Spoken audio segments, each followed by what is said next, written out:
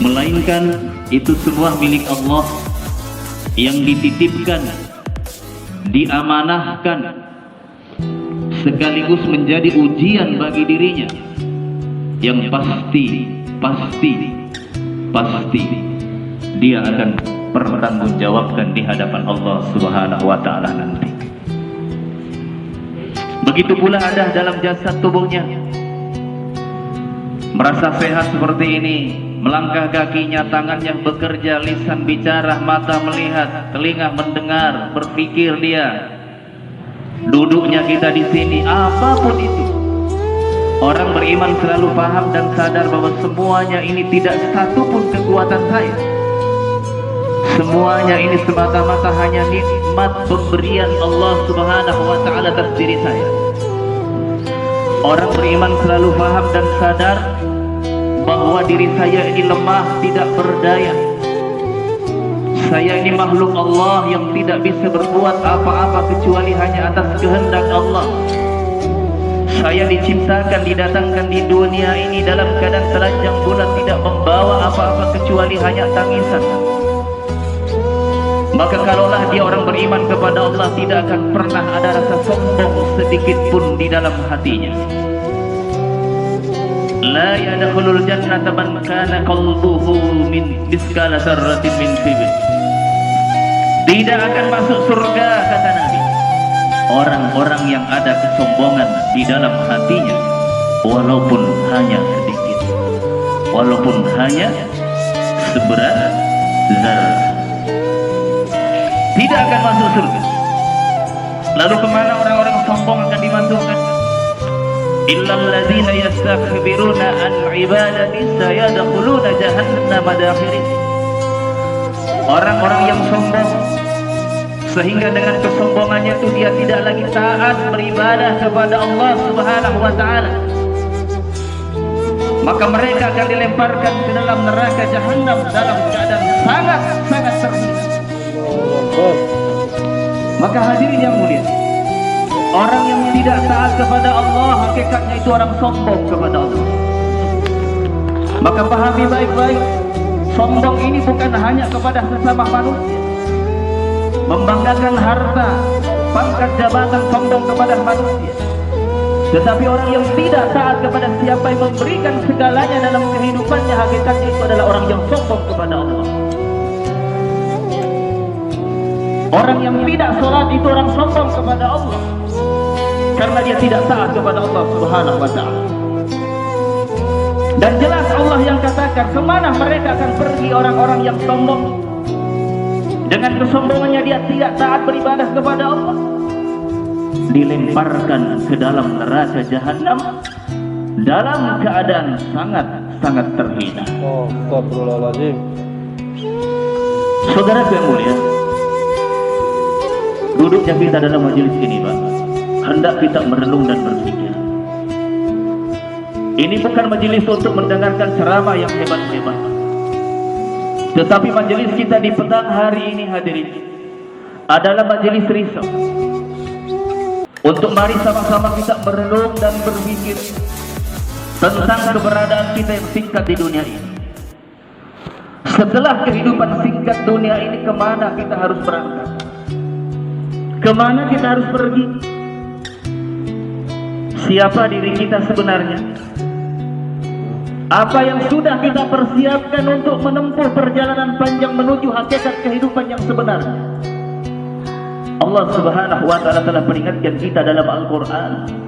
Ya ayyuhalladzina amanu, ya ayyuhalladzina amanu taqullaha wal tanzur nafsum ma qaddamat lighad wattaqullaha innallaha khabirun bima ta'malun. Wahai orang-orang beriman, bertakwalah engkau kepada Allah, dan hendaklah setiap diri selalu memperhatikan, selalu mempersiapkan bekalnya untuk hari esok. Bekal untuk menuju hakikat kehidupan, yaitu kehidupan akhirat. Adakah kita berpikir tentang perkara ini, Bapak Tuhan yang mulia? Adakah kita mempersiapkan bekal untuk menempuh perjalanan panjang yang diawali dengan datangnya kematian? Saudara yang mulia, Allah yang datangkan kita di dunia ini dititipkan untuk sementara waktu. Allah datangkan setiap manusia di dunia ini dengan maksud yang sangat besar. Singgah di dunia dengan maksud untuk mempersiapkan diri kita, membekali diri kita untuk menuju kepada hakikat kehidupan yang sebenarnya. Itu tujuan kita di dunia ini, Pak. Bukan tujuan Allah datangkan kita di dunia ini untuk hidup selamanya di dunia, sehingga seluruh potensi hidup kita, pemikiran kita, kerisauan kita, cita-cita kita, tenaga, pikiran, seluruhnya dicurahkan untuk dunia yang singkat ini. Kalau ada orang seperti ini, demi Allah, dia akan tertipu dengan dunia. Dia akan terbuai, terlena dan diperbudak oleh dunia, dan pasti dia akan menjadi orang yang celaka di hadapan Allah. Allahu Akbar. Ini ketentuan yang pasti kita akan hadapi. Keberadaan setiap manusia di dunia ini begitu singkat.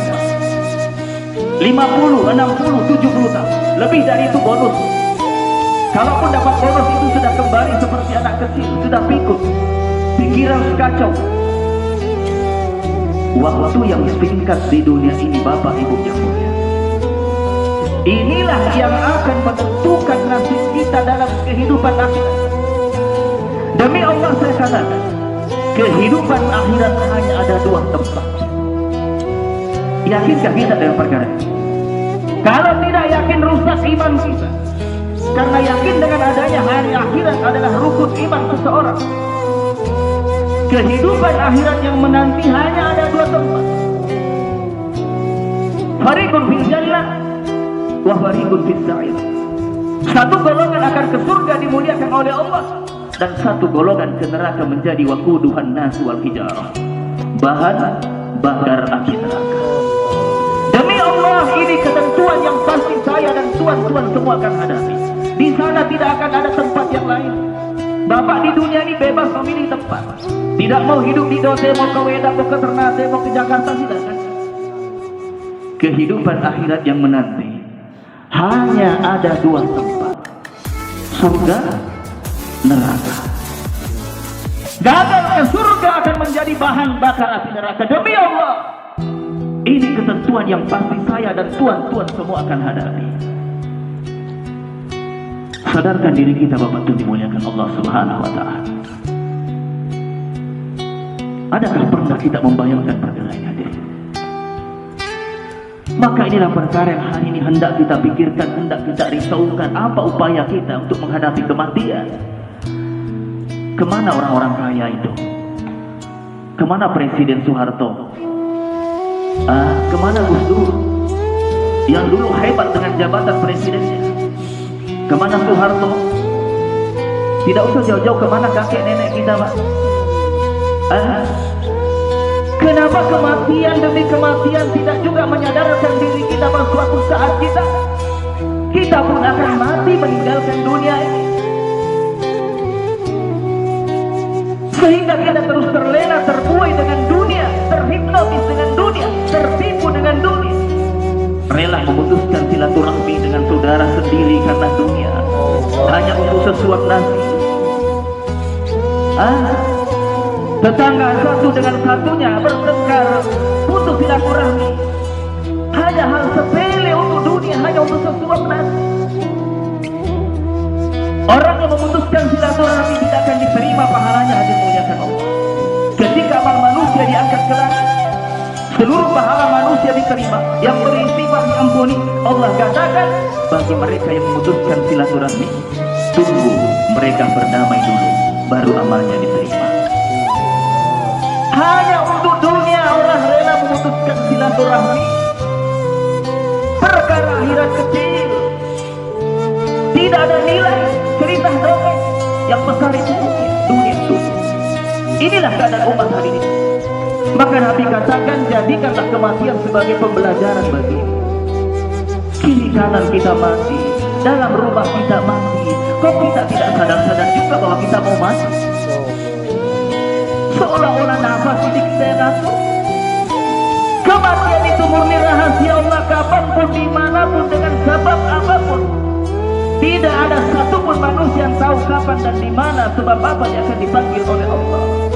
Ketika kematian itu datang, seluruh aturan hukum Allah yang hari ini kita abaikan, yang hari ini kita tidak yakini.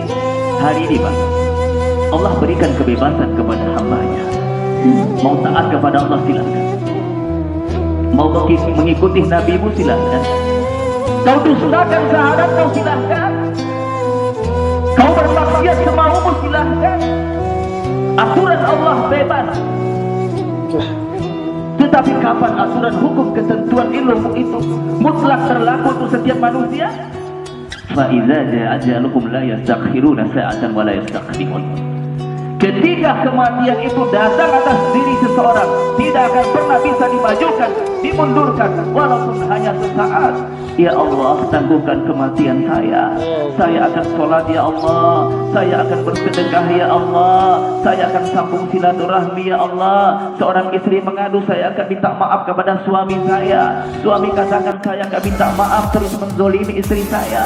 Tidak ada kesempatan lagi. Mulai saat itulah aturan hukum ketentuan Allah yang hari ini kita tidak yakini, kita abaikan, seluruhnya akan murni berlaku 100% sampai ke tujuan akhir kehidupan, surga atau neraka. Ketentuan kubur berlaku, siksa kubur berlaku. Harus yakin Pak. Satu ketika ada jemaah gerak dari Jakarta, gerak di Medan. Dia pengurus pekuburan pemakaman, puluhan tahun menangani pemakaman hadirin mulia. Dia menceritakan kepada kami, langsung kepada saya. Sebelumnya saya sudah dengarkan cerita, maka saya rasa penasaran, saya temui beliau. Beliau sendiri cerita ke saya. Suatu saat di pemakaman terbesar di Jakarta sana, saya lupa namanya, ada seorang kaya bersebelahan tanahnya dengan tanah pekuburan. Kemudian tanahnya diwakafkan menjadi tanah pekuburan. Dengan catatan, orang kaya itu mengkapling, ada dibatasi. Khusus di lokasi ini harus anggota keluarga saya yang dikuburkan di sini, tidak boleh orang lain. Ya, hadir yang mulia, Allah ingin nampakkan pembelajaran untuk ini umat. Hanya berapa hari setelah itu, seluruh pengurus daripada pemakaman itu belum paham bahwa ada bagian tanah yang sudah dikapling yang tidak dibolehkan untuk orang lain. Ada yang meninggal, kemudian izin diiyakan, ada wakaf baru, silakan. Akhirnya kuburan digali pada titik yang tidak dibolehkan untuk yang mewakafkan tanah. Bisa dipahami Pak? Nah, kemudian mayat itu pun ditanam di sini. Kurang lebih 1 jam setelah pemakaman, ketahuan oleh orang yang mewakafkan tanah. Maka datanglah dia konflik di situ Pak. Saya kan sudah bilang, saya wakafkan tanah ini dengan catatan khusus di bagian sini tidak boleh ada yang dikubur kecuali ahli keluarga saya. Kenapa kok baru saja berapa hari saya wakafkan sudah ditanam di sini? Ini kehendak Allah. Akhirnya musyawarah. Pihak keluarga mayat ini meminta dengan sangat untuk tidak dibongkar kuburan karena sudah terlanjur di sana. Pihak yang mewakafkan tanah harus dibongkar. Keputusan musyawarah, kuburan pun digali. Kurang lebih 1 jam. Dengarkan dengan iman untuk meyakinkan diri kita dengan adanya prahara perkara kubur, siksa dan lain sebagainya. Kurang lebih 1 jam kuburan dibongkar, disaksikan oleh begitu banyak manusia, termasuk kedua orang tua anak remaja SMA yang meninggal ini hadirin. Ketika mayat ini diangkat, ya, kain kafannya sudah sobek sana, sobek sini, wajahnya sudah hancur-hancur, tubuhnya sudah hancur-hancur. Allahu Akbar. Kalaulah proses waktu 1 jam, apa mungkin seperti itu? Allah ingin tunjukkan ini umat agar paham dan sadar bahwa ada siksa kubur menanti. Hadir muliakan Allah. Ini kisah nyata demi Allah, saya cerita di masjid. Orang yang mengalami, yang melihat langsung, cerita ke saya langsung. Apakah ini belum cukup untuk sadarkan diri kita ada siksa kubur sedang menanti kita? Sesuai dengan sabda Nabi ketika seorang telah dikuburkan, langkah-langkah kaki mereka masih terdengar. Istrimu yang kau cintai melangkah kaki dengan tangisnya meninggalkanmu sendiri. anak-anak yang kau banggakan, yang kau manjakan dengan harta kebendaan, semuanya telah pergi meninggalkanmu. Pada saat itulah kata Rasulullah sallallahu alaihi wasallam, datanglah dua malaikat, kemudian mendudukkanmu untuk bertanya kepadamu. Pintu gerbang pertama, loloskah engkau menuju ke surga, ataukah engkau menuju ke neraka Allah Subhanahu wa Ta'ala? Maka saudara semuanya, hendaknya kita merenung dan berpikir perkara ini, Pak. Bekal yang akan menyelamatkan kita iman dan amal. Jangan kita terbuai terlena terus dengan kehidupan dunia. Demi Allah kita tertipu dengan dunia, Pak. Allah sudah penuhi kebutuhan dunia kita. Pakaian, makan, minum, rumah, istri, anak, kendaraan sudah penuh. Kita tinggal mensyukuri. Tapi kenapa kita tidak pernah merasa cukup? Keinginan kita selalu mengalahkan kebutuhan yang Allah berikan, sehingga kita kubur nikmat, serakah, kita lupa kepada Allah Subhanahu wa Ta'ala. Ulama memberikan gambaran, jangan sampai keberadaan kita di dunia ini seperti bayi dalam rahim ibunya. Mau tahu bagaimana rahim dalam kandungan ibunya, Pak? Itu bayi dalam rahim ibunya. Ketika semua manusia telah bersaksi alastu bi rabbikum qalu bala syahidna. Benar ya Allah, Engkau Tuhan kami, Engkau pencipta kami, Engkau yang memelihara kami, Engkau yang memberikan rezeki kepada kami. Saat itu seluruh manusia bersumpah di hadapan Allah untuk taat kepada Allah Subhanahu wa Ta'ala. Setelah pengakuan itu, Allah sempurnakan jasad setiap manusia dalam rahim ibunya. Ketika bayi diberikan kaki, bayi kalau bisa protes dia akan bilang, ya Allah, untuk apa aku berikan kaki? Kemana saya mau melangkah dalam perut ibu saya yang begitu sempit?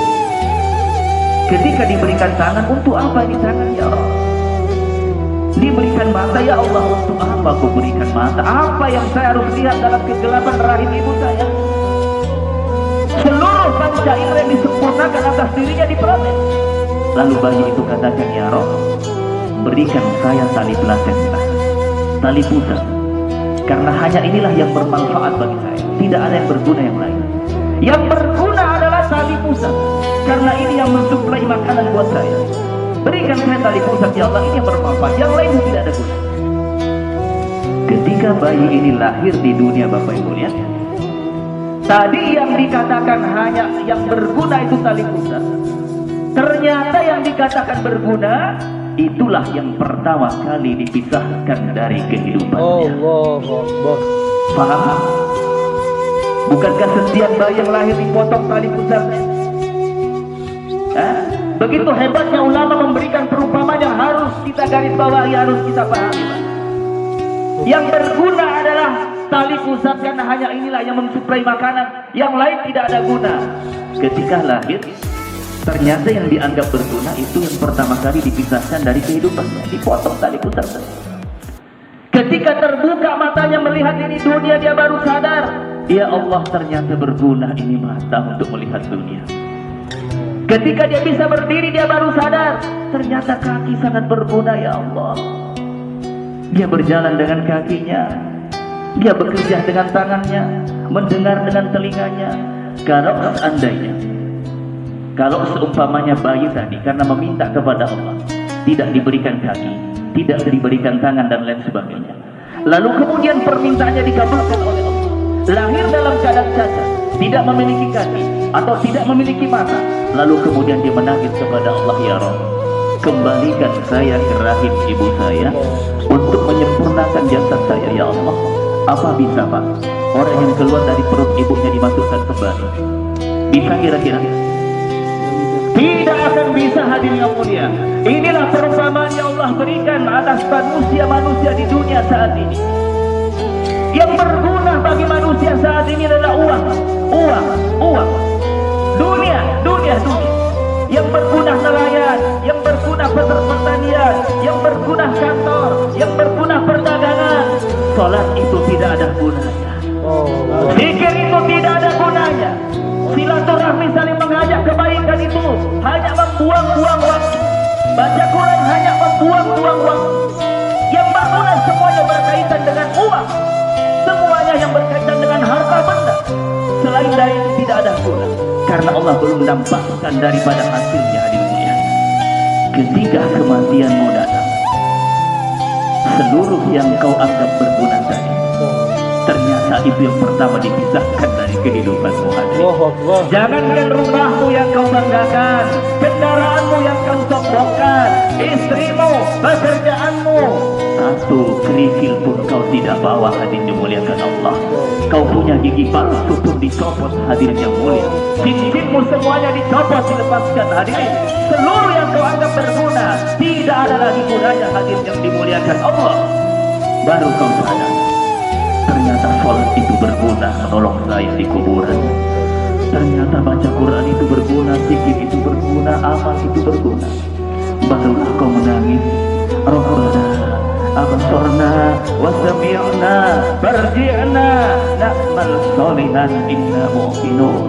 Ya Allah, kembalikan saya ke dunia lagi ya Allah, untuk menyempurnakan amal saya, untuk bersedekah, untuk sholat ya Allah, agar aku selamat. Apa mungkin Pak, sebagaimana bayi tadi lahir mau dimasukkan lagi ke perut ibunya, orang yang meninggal itu mau dihidupkan kembali? Ada Pak? Maka hidup ini hanya sekali. Kesempatan untuk menentukan pilihan surga atau neraka adalah kesempatan yang hidup sekali ini. Gagal di akhir kehidupan, gagal selama-lamanya. Benar ya Allah. Tidak akan pernah ada kesempatan kedua kalinya. Maka berpikir saudaraku dimuliakan Allah Subhanahu wa ta'ala, tidak ada perkara yang lebih penting dalam kehidupan kecuali perkara iman dan amal. Perkara sholat. Hari ini di mana-mana orang meninggalkan sholatnya Pak. Kalaulah kita yakin, kalaulah kita mengaku umat Nabi, tidak ada cerita meninggalkan sholat. Hadirin yang muliakan Allah, sholat adalah ukuran. Awwalu ma yuhasabu bihi abdu yawmal qiyamati shalah. Fa in salahat salat sairu amali wa in fasadat fasada sairu amali. Amal yang pertama kali akan dihisab di hadapan Allah kelak ketika hari kiamat adalah pahala salat. Baik salatmu, baik pula amal yang lain. Rusak salat, merusak amal-amal yang lain. Maka jangan pernah main-main dengan salat ini Pak. Hari ini di mana-mana orang mengaku dirinya Islam, mengaku dirinya hamba Allah, taat kepada Allah, takut kepada Allah, mengaku dirinya umat Nabi, tetapi tidak sedikit pun pembuktian dalam kehidupannya bahwa dia adalah hamba Allah, dia adalah umat Rasulullah Sallallahu Alaihi Wasallam. Demi Allah Pak, jangan berani meninggalkan sholat. Silakan hari ini kita bebas, tapi demi Allah kematian pasti akan datang. Allah akan memberikan balasan semua. Makmurkan masjid kita dengan sholat berjamaah. Istri mendorong suaminya berangkat kau ke masjid untuk sholat. Orang tua dorong anak-anaknya walaupun masih kecil, ajarkan dia untuk datang ke masjid sebagaimana perintah Nabi. Muru auladukum bis sholat. Perintahkan anakmu untuk sholat ketika dia umur 7 tahun. Bahkan Nabi perintahkan ketika 10 tahun umur anakmu, tetapi dia belum juga sholat, maka pukul lagi. Persoalan hari ini Bapak Ibu yang mulia, bagaimana orang tua memukul anaknya yang tidak sholat? Orang tuanya sendiri tidak sholat. Benar, benar ya Allah. Saya mau mengajak bapak-bapak berpikir semua. Sekarang Pak, kita mengaku diri kita Islam.